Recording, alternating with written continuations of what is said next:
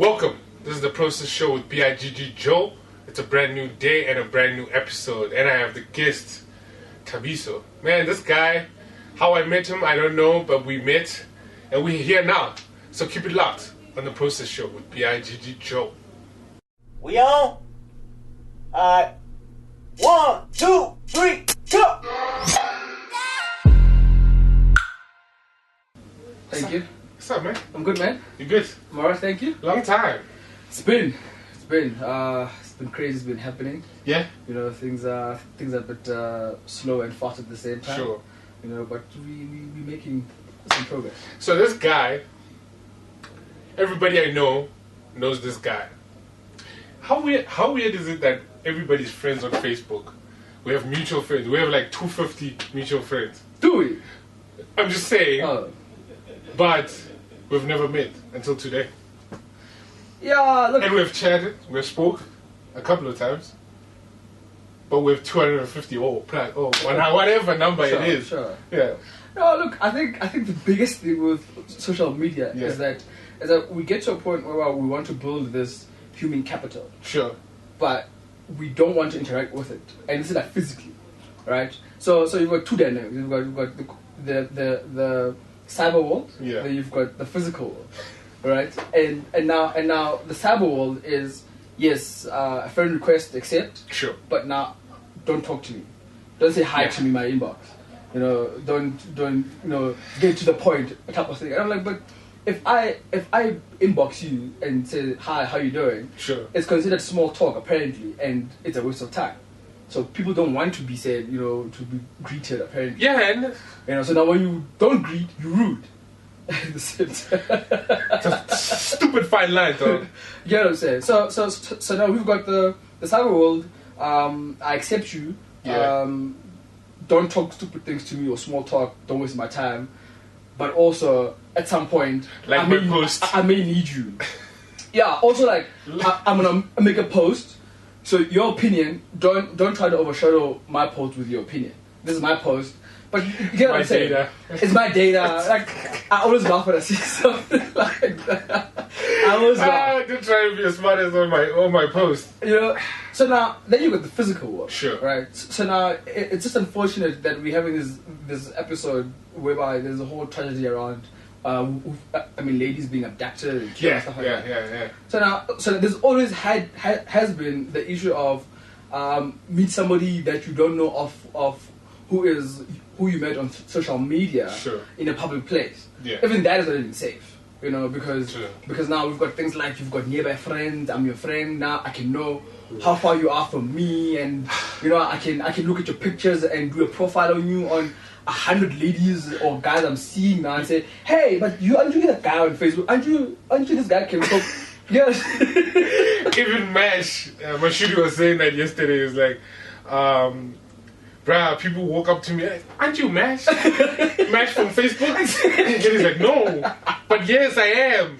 Oh man, it's so weird. So people will know somehow who you are, where are you? Sure. You know, to a point that it's almost like your privacy is a privilege. Sure. And like you're not supposed to have it. But at the same time, the things that we do on social media space, you know, They remove they remove the boundary of this is my privacy. You know, that okay, now I've got an inside to your wall. Sure. You get what I'm saying? So now there's a whole lot of I also belong. I also have a right to perspective, which is I don't know.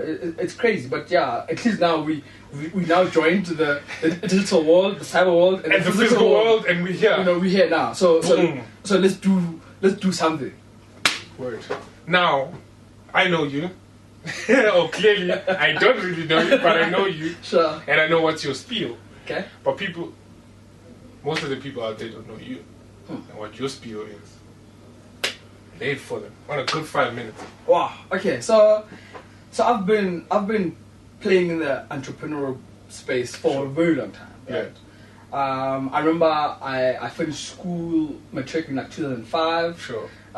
Did a degree with a certain university to become a business analyst.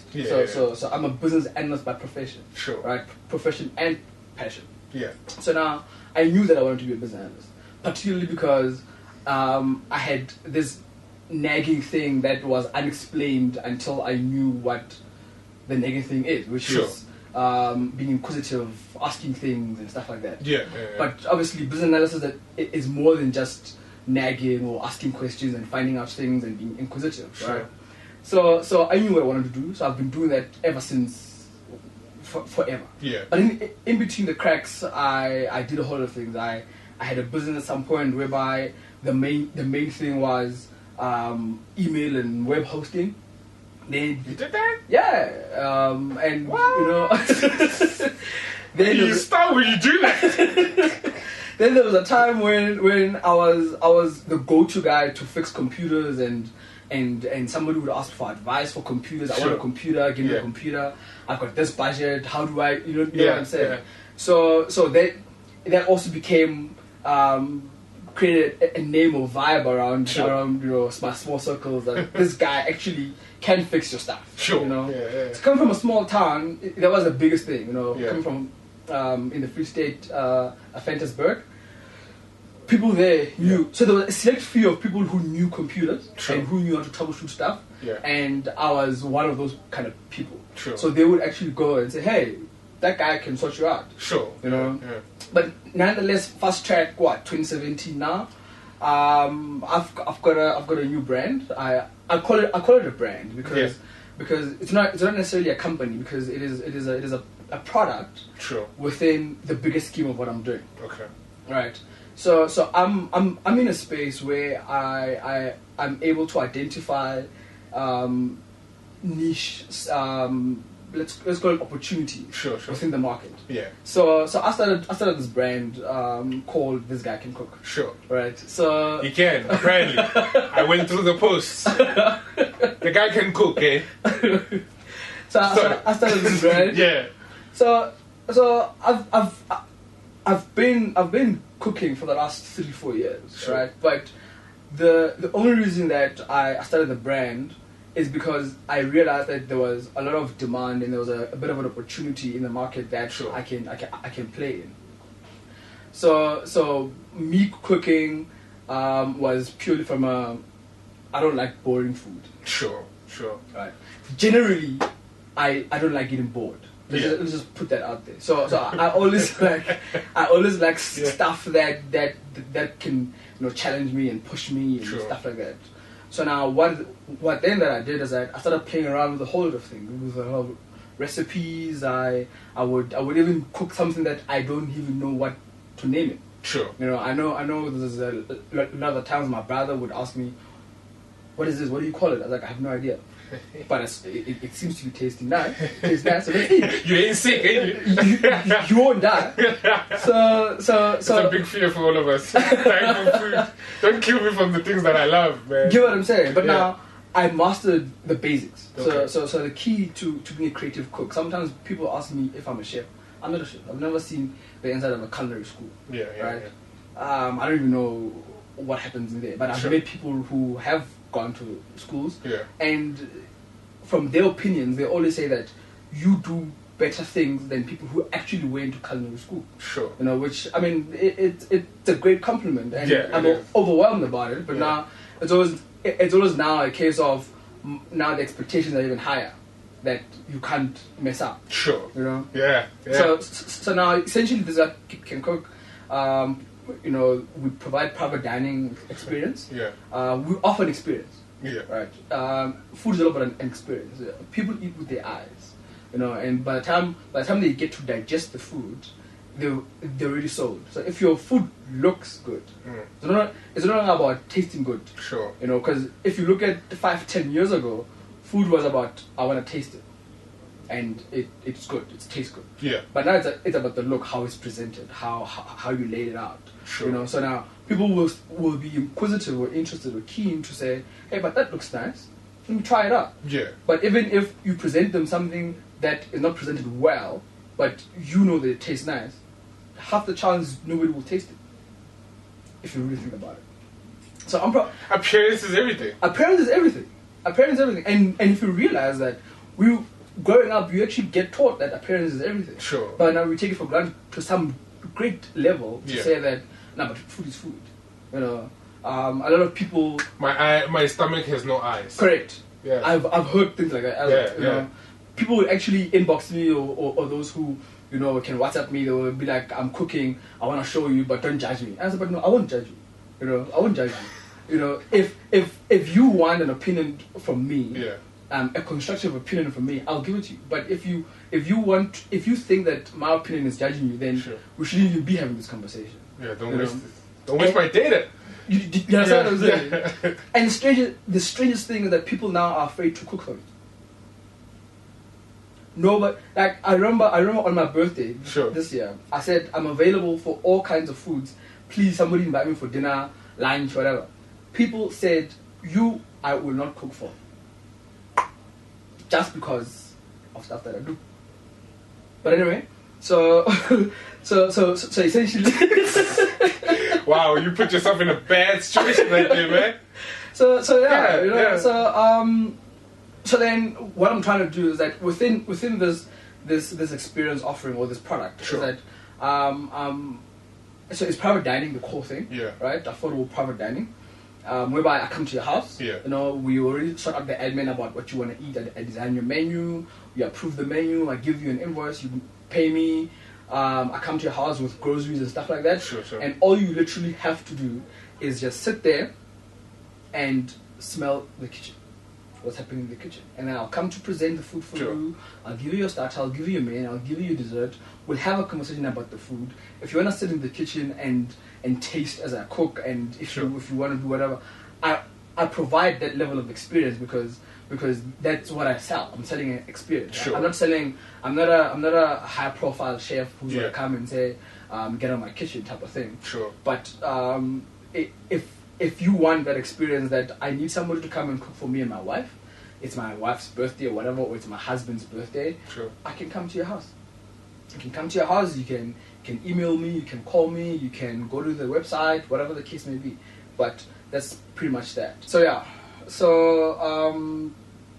My stuff is quite interesting. So I deal a lot with projects. So I'm a business analyst currently with one of the green banks. Okay. All right. My services, or rather, what we do there is around positioning the merchant products that are out there for prospective entrepreneurs or companies, depending on your scale, what you want to do. So I'm within that space. All right. Currently.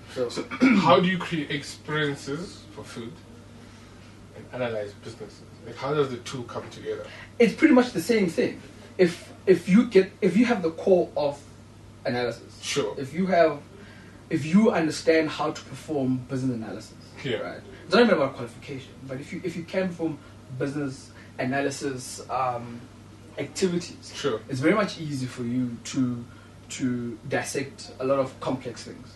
So for example, you have analysis as a core function or core role that you do. You've got a food experience business. If you really think about it, I'm still performing analysis with the cooking. Because I want to ask you, do you have allergies? What do you like? Who likes what?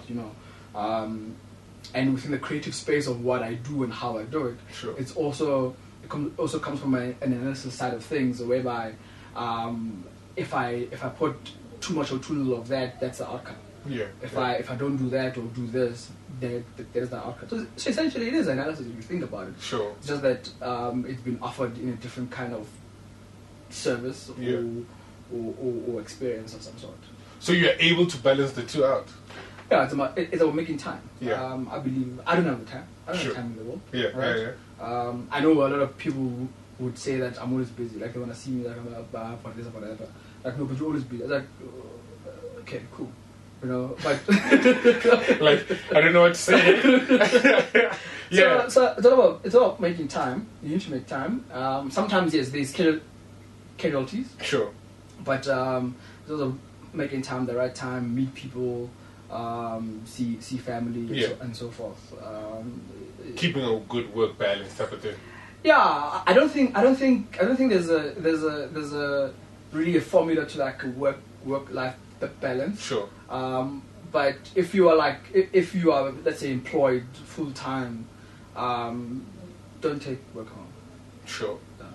Yeah. I know for a fact, a lot of people have been, I don't know how to put this, but I think like social media has become our newspapers. And previous generations believed every word that came from the newspapers. Now, a lot of things that come out of social media, more especially for the entrepreneurs, that a lot of entrepreneurs who are, for one fact, I want to say they call themselves entrepreneurs, but not really entrepreneurs, go out and bash people who are employed and say you're either a slave.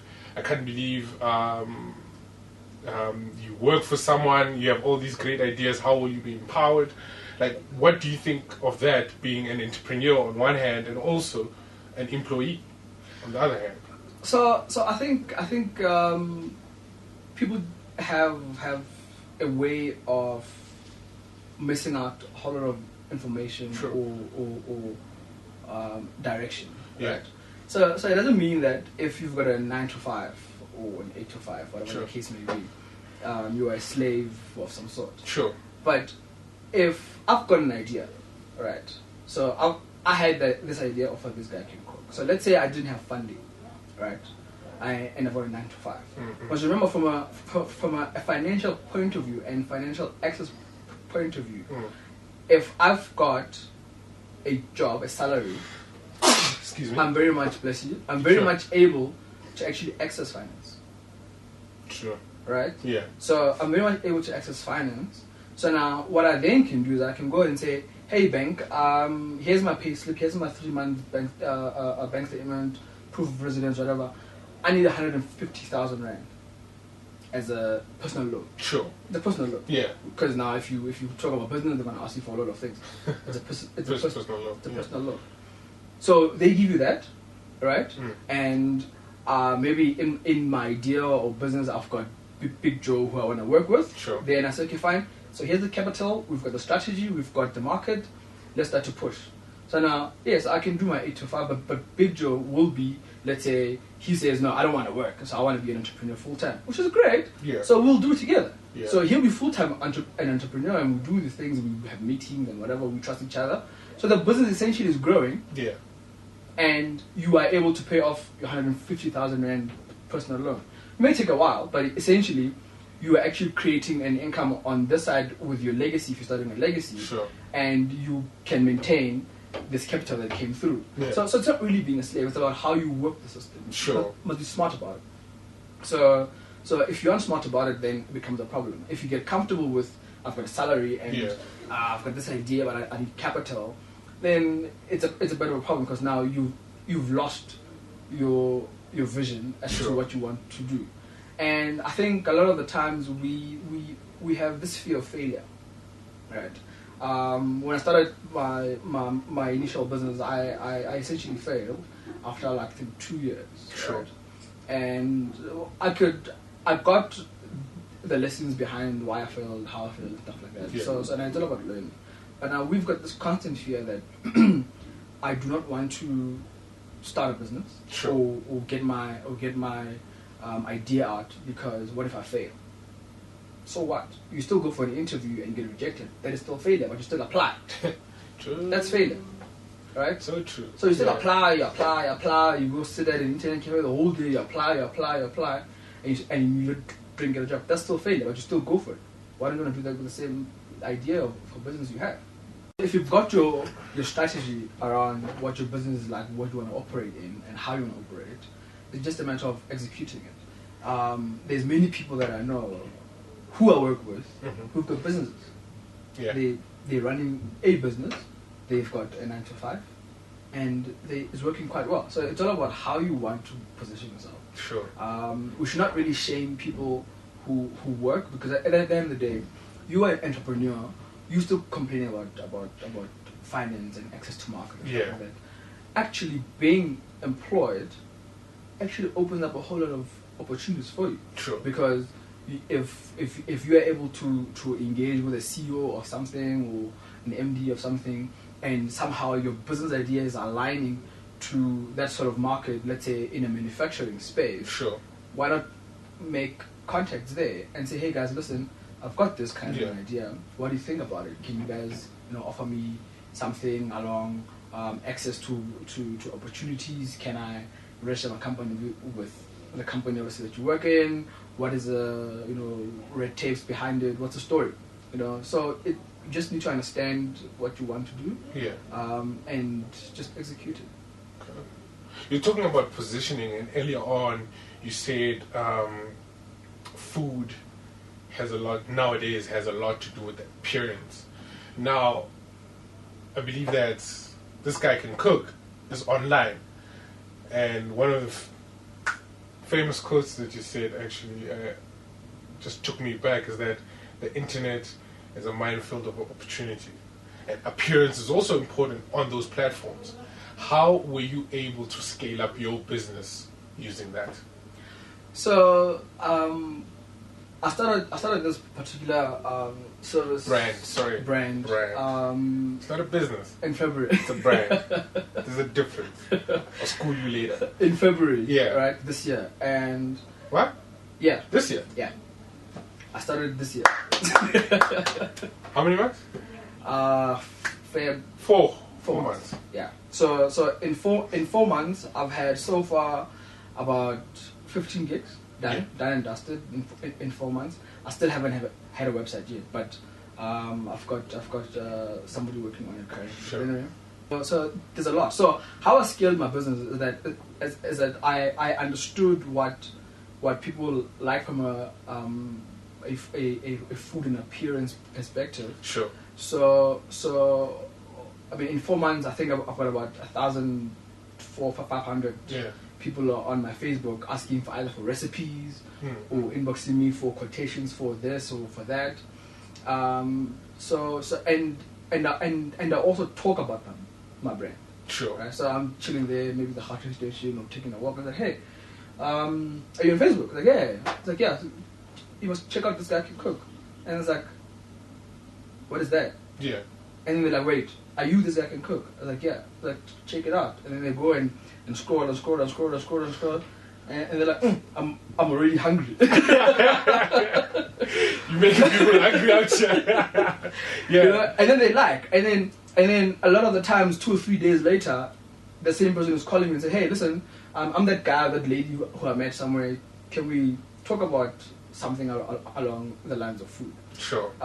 So I put up adverts on social media. Sure. It's very easy reaching a large broad of people for your audience with a very minimal budget. Like, I mean, you can advertise for like 7 days for like 90 Rand on Facebook. Yeah. And you can get an exposure of about 20,000 people countrywide. My last post was a dessert. Yeah. It was a dessert. It had a strawberry, it had ice cream. It was a dessert. Sorry, the one with the... Yeah. I was hungry. I get it. It works. It works. So that was a dessert. Yeah. Right? And the reach that I had, I was like 20,000. 20,000 reach. Just the dessert. I didn't say anything on it. I just wrote what the dessert name is. I didn't say, lure into anything. Yeah. I just had 20,000 reach. And the people that came afterwards, it was crazy. So it's all about you understanding where you are, where you want to be, and how can you get there. So give the people what they want. Maintain your integrity levels there. Sure.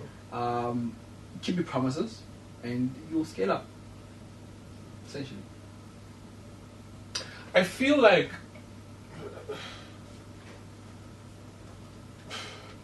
as an entrepreneur, as a startup entrepreneur, just starting out, you feel compelled to force people into buying into whatever you're selling.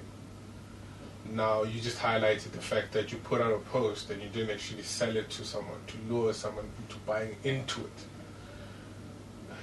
How did you come to that understanding? So firstly, you need to understand that you need to give somebody an opportunity to make their own decision about what you're offering. Sure. Right. So it's like saying, hey, I'm a black guy. I'm a business person. I'm trying this. I'm trying that. Sure. I'm selling a cup of water. All right. And it's a hot day. It's a hot day. You want something cold. Sure. Now, I cannot force you to say, here's a cup of boiling water, drink it, you'll survive because it's just water. Sure. You're not meeting my need. Yeah. And you can't blackmail me because I'm black, you black, so drink it. You know. So I hate that. So I hate that black on black. We have that emotional blackmail that we have with a lot of people. So if you build your product, sure, for the right purpose, right, it's now about also building businesses or brands for specific purposes. If you have your purpose there, it becomes easier to sell your stuff. So if it's cold and you want to sell a refreshment, make sure that it fits that purpose. Yeah. Don't try to get it to a point of saying I'm black, you black, I'm a girl, you're a girl, so you know, come on, girl, support me because I'm a girl, woman empowerment. Woo! No, it doesn't work. It doesn't work. Yeah. Right. Even if somebody will buy it because it fits their purpose, even if they're not supporting women empowerment. Sure. But because the brand and the product fits what they need, great. And obviously, you will then, by somebody buying it, you will then fulfill your other needs in the background. So it's just all about that. Get your product right. Yeah. Have it for the right purpose and the right audience. Sure. Don't shove it down people's throats. If people don't want to buy, this guy can cook service. Yeah. I'm not gonna go and say, oh, okay, fine, you go starve to death. I'm not the only one who can provide food. I'm not the only one who can cook food. Sure. Even if you can only make an egg, at least it's food you eat. You move on. Carrying on. Yeah. All right. So don't shove those services or all the products down people's throats. Ensure that this serves a purpose. Yeah. And then you get there. Sure. So education or going to school opens you up to. It teaches you how to think. Sure. It teaches you how to reason. It teaches you how to analyze. Yeah. Right. It's no longer a case of. So it's very rare. Like people like me who went to go study a course that is aimed at business analysis and is a business analyst. Sure. Right. And is working as a business analyst. Yeah. Sometimes our paths are not the same, and your entry to market is not the same.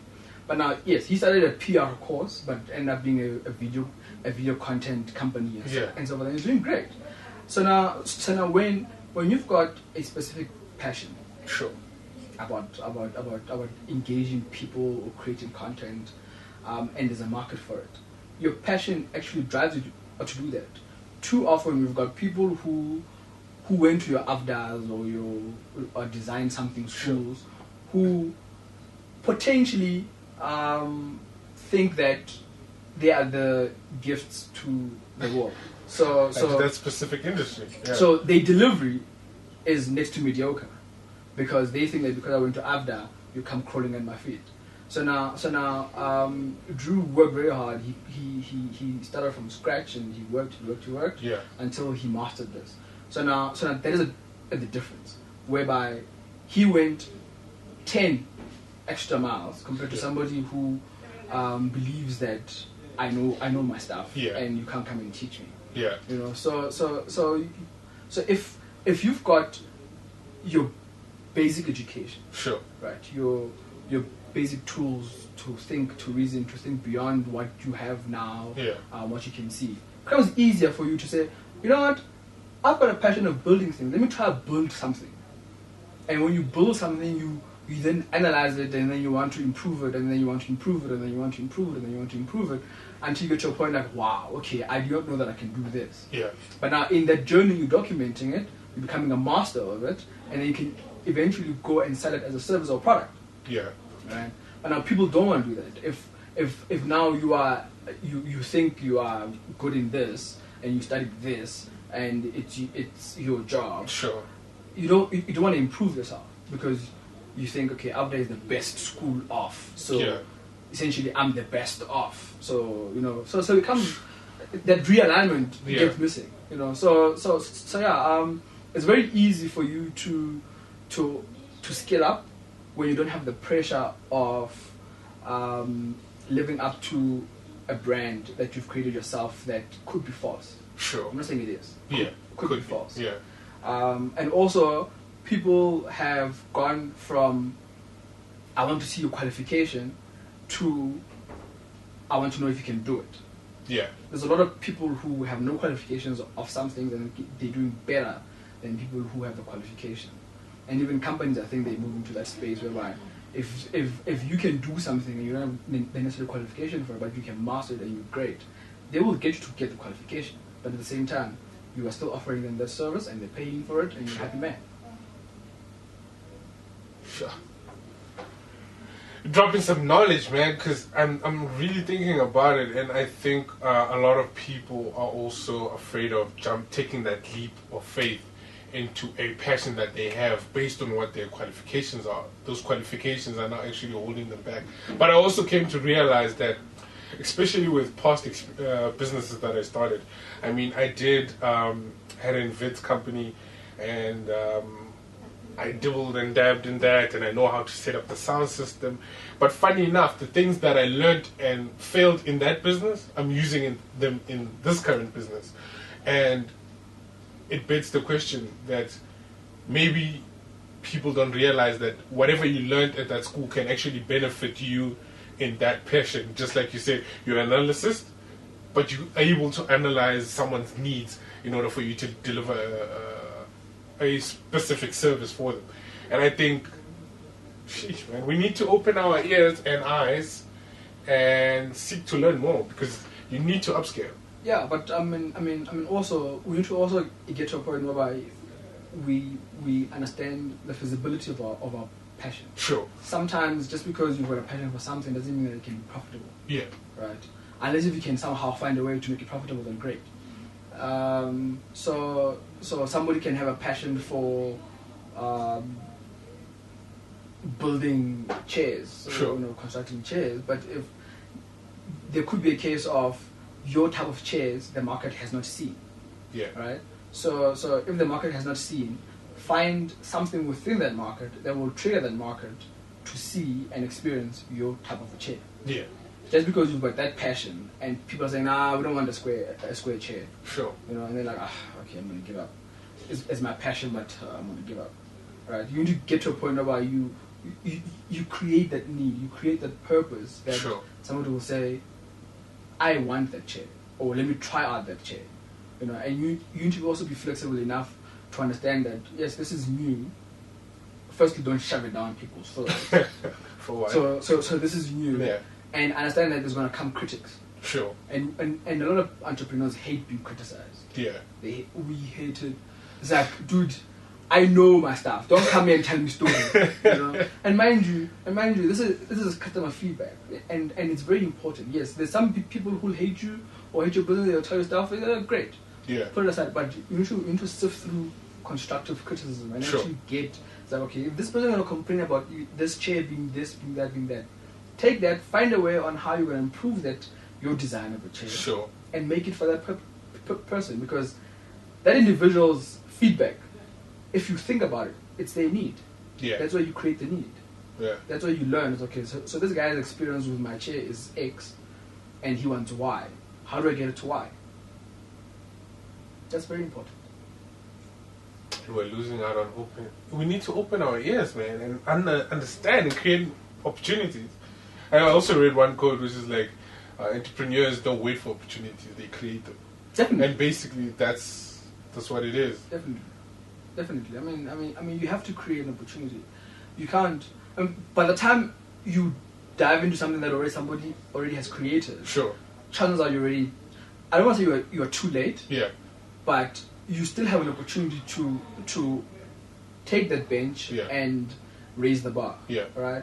But you cannot sit and wait for some idea that's going to come like a rush of water, sure, for you to realize that, oh snap, I've been sitting on the same idea. Now maybe it's time to put it out into market. Yeah. Again, it goes back to the fear we have about failure. Sure. So your idea is still not out in the market, but you're afraid of taking it out into the market. Yeah. Now it becomes a problem.